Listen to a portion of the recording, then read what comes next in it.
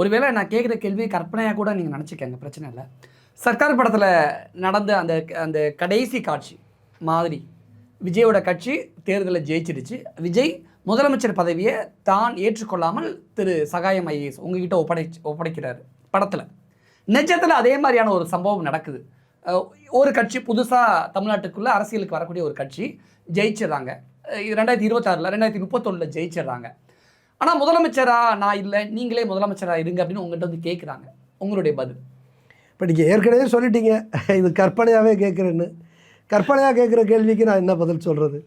அதனால் இது கற்பனையான ஒரு கேள்வியாகவே நிஜத்தில் நடந்தா இது எல்லாமே ஒரு கற்பனையான கேள்வி, நிஜத்தில் நடந்த. அதனால் கற்பனையான கேள்விக்கு நான் விடை கூறுவது வீணானதுன்னு நான் நினைக்கிறேன்.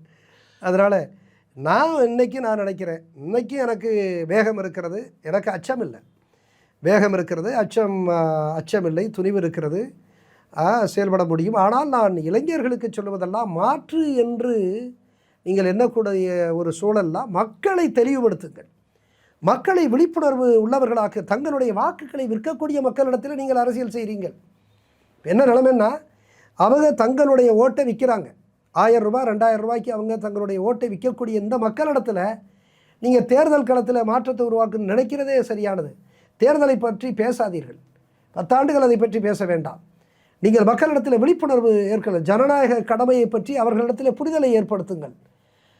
உங்களுடைய இந்த உரிமை எவ்வளவு விலை மதிப்பற்றது என்பதை புரிந்து கொள்ளுங்கள். மிகச்சரியானவர்களை, சாதி மதத்திற்கு அப்பாற்பட்டு உழைக்கக்கூடிய எளிய ஏழை மக்களை நேசிக்கக்கூடிய, நடுத்தர மக்களை நேசிக்கக்கூடிய தலைவர்களை உருவாக்கக்கூடியது அத்தகைய சமுதாயம்தான்.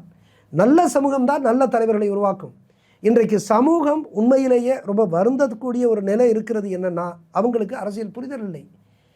சாதி மதத்தை தூண்டுபவர்களை மிக எளிதாக நம்புகிறார்கள், அவர்கள் பின்னால் போகிறார்கள், அவர்களை ஆதரிக்கிறார்கள். அது தவறு. அதை போல ஊழல் செய்து பெரும்பணம் வைத்திருக்கக்கூடிய கட்சிக்காரர்கள் வந்து அவர்கள் அந்த பணத்தை, மக்களுடைய பணத்தை, ஊழல் செய்த அந்த பணத்தை அவர்கள் விநியோகிக்கிற பொழுது இவர்கள் வாங்கிக் கொள்கிறார்கள். அப்போ பணம் கொடுக்கிறவன் எப்படி நேர்மையான ஒரு அரசியல்வாதியாக அதே மக்களுக்கு நன்மையை செய்வான் என்று அவர்களுக்கு அந்த புரிதல் எல்லாம் ஏற்படுத்த வேண்டும். இந்த மாபெரும் கடமைகளை எல்லாம் செஞ்சதுக்கு பிறகு மக்களுடைய விழிப்புணர்வு உள்ள ஒரு சமூகத்தில் மகத்தான ஒரு சமூகம் மகத்தான இயக்கத்தையும் மகத்தான ஆளுமைகளையும் உருவாக்கும். அதை செய்வோம்னு நான் சொல்கிறேன்.